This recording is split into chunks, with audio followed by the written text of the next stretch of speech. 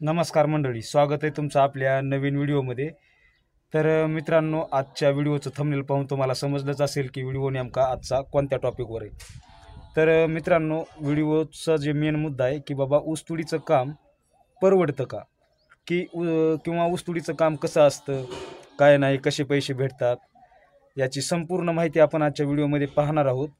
जर व्हिडिओ तुम्हाला हा आवडला तर व्हिडिओला लाईक आणि चॅनलला सबस्क्राईब नक्की करा. तर चला, तुमचा थोडाही वेळ वाया न घालवता आपण आपल्या विषयावर चर्चा करूया. तर सर्वात प्रथम कसं आहे मित्रांनो, की प्रत्येक माणसाला हे कष्ट करणं गरजेचं असतं. कारण कुटुंबाच्या उदरनिर्वाहासाठी म्हणा, स्वतःच्या म्हणा, प्रत्येक माणूस म्हणजे काम करून जो तो आपापलं पोट भरत असतो. त्याचप्रकारे प्रत्येक माणसाला नोकरीचा असेल किंवा एखाद्याचा बिझनेसच असेल असं काही नसतं. कोणी शेतामध्ये कष्ट करून, कुणाच्या अंगात कला किंवा कुणी ड्रायव्हर वगैरे, हे सर्वजण आपापल्या क्षेत्रात आपापल्या कलेनुसार काम करून पैसा कमवत असतात. तसंच हे एक ऊसतोडीचं काम आहे. आता हे काम नेमकं कसं असतं आणि ह्याच्यामध्ये नेमकी किती इन्कम असते हे आपण पाहणार आहोत. तर मित्रांनो, ऊसतोडीचं काम हे एक असा स्रोत आहे की बाबा तुम्हाला म्हणजे कुठून बाहेरून व्याजानं पैसे वगैरे काढायची काही गरज लागत नाही.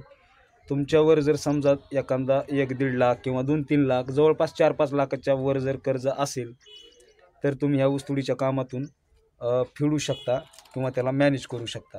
आता ऊसतोडीचं काम कसं असतंय तुम्हाला सांगतो. पहिल्या म्हणजे जवळपास 90च्या काळामध्ये उचली कमी होत्या. 30,000 40,000 रुपये उचल म्हणजे ॲडव्हान्स, मराठीमध्ये उचल शब्द आहे. तर ॲडव्हान्स पहिले 30-40,000 रुपये होते, पण आत्ता ज्या त्या उचली आहेत त्या खूप जास्त वाढल्या आहेत. तर आता सध्याच्या टायमिंग 2025मध्ये मी तुम्हाला उचल सांगतो, 2.5 ते 3 लाख रुपये उचल ही एका कोयत्याला आहे. किती? एका कोयत्याला 2.5 ते 3 लाख रुपये हे वाहन मालक देत आहे. आणि म्हणजे गेल्या वर्षी 1.5 लाख रुपये होती 2024मध्ये. यावर्षी वाढल्यात, कारण यावर्षी ऊसाचं क्षेत्र जास्त आहे, लागवडी जास्त आहेत आणि यंदा ऊसाचे कारखाने जे आहेत जवळपास 6 ते 7 महिने चालू शकतात असा अंदाजसुद्धा वर्तवण्यात आलेला आहे. तो फक्त अंदाज असते, ते काही जास्त सिरियस घेण्याची गरज नाही. तर कसं आहे मंडळी, म्हणजे 3 लाख रुपये एका कोयत्याला विचार करा. म्हणजे एक कोयतं म्हणजे नवरा आणि बायको ही जी जोडी असते त्याला एक कोयतं म्हणतात, आणि त्या जोडीला जवळपास 2.5 ते 3 लाख रुपये उचल सध्या चालू आहे. तर तुम्हाला सांगतो, म्हणजे तुमच्या घेण्यावर डिपेंड आहे. तुम्हाला 3 लाख घ्यायचे, 2.5 लाख घ्यायचे का 2 लाख, तुम्ही 1 लाख रुपयेसुद्धा घेऊ शकता. पण ते तुमच्या गरजेनुसार. जर समजा तुमच्यावर एखादं कोणाचं कर्ज वगैरे काही असेल, काही तुम्हाला घर किंवा गाडी बिडी, म्हणजे तुम्हाला काहीही करायचं असेल तर तुम्ही जास्त पैसे घेऊ शकता. ते पैसे पूर्णतः बिनव्याजी असतात. कसे असतात? बिनव्याजी.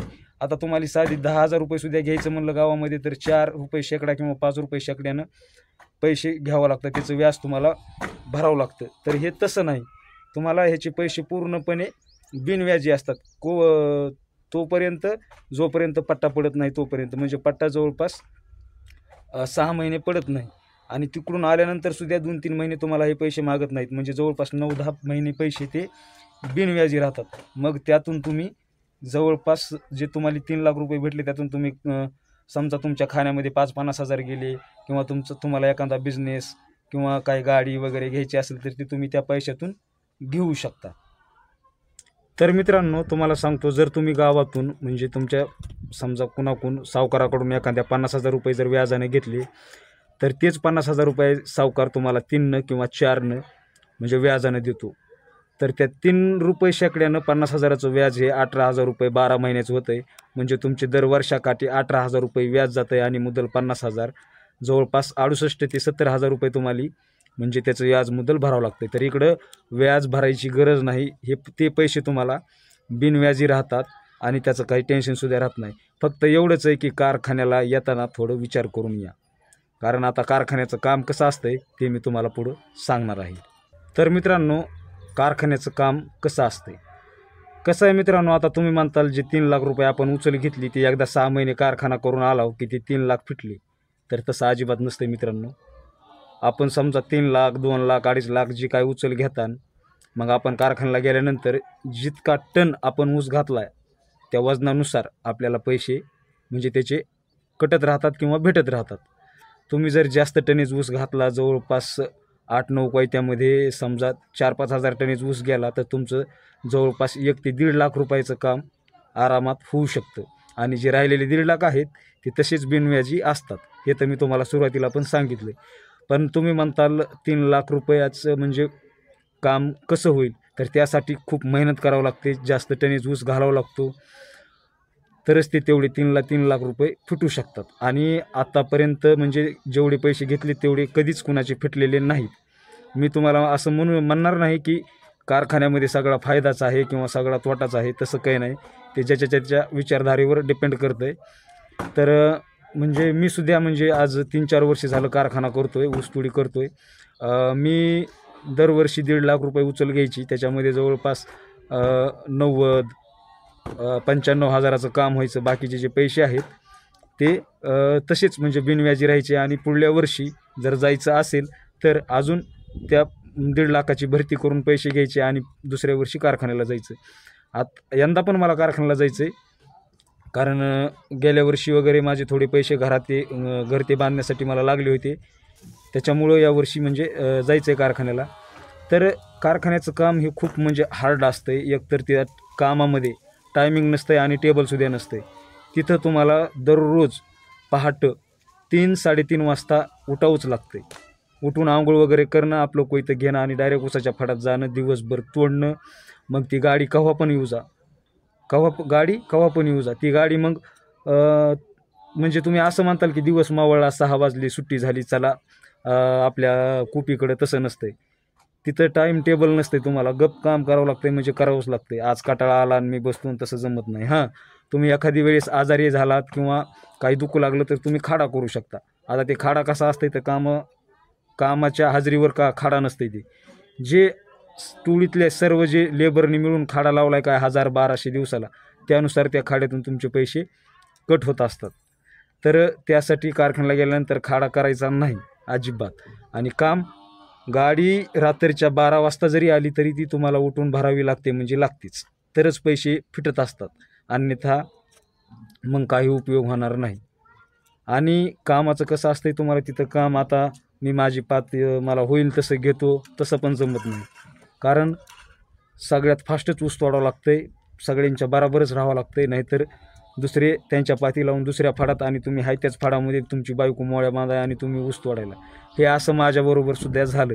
कारण मी शाळेमध्ये होतो, 10वीपर्यंत शाळा केली. मला ह्या कामाचा अनुभव वगैरे काही नव्हता. शाळा सोडली, त्यानंतर म्हणजे ड्रायव्हिंग शिकायला गेलो, शिकलो नाही. त्यानंतर पुण्यामध्ये गेलो, तिथं पण टिकलो नाही. तिकडून घरी आल्यानंतर घरच्यांनी लग्न लावून दिलं ना, आता म्हणले चल ऊसाला. हे तुम्हाला मी माझा एक्सपिरियन्स सांगायला लागलो, माझा अनुभव. तर म्हणजे ज्याला कारखान्याला जायचं त्यानं ज्याच्या त्याच्या रिक्सवर घ्यायचा. हां, पैसा आहे, तुम्ही तुमचं एखादं मोठं काम करू शकता. जर तुमच्या घरामध्ये तुम्ही 2-3 बाप लेकं असाल तर आज 2.5 लाख रुपयानं 3 जणांचं टोटल लावा. तुम्ही जवळपास 5-7.5 लाख रुपये तुम्ही 6 महिन्यामध्ये तुमच्या घरामध्ये येतात. पण तेवढ्याचं काम होत नाही.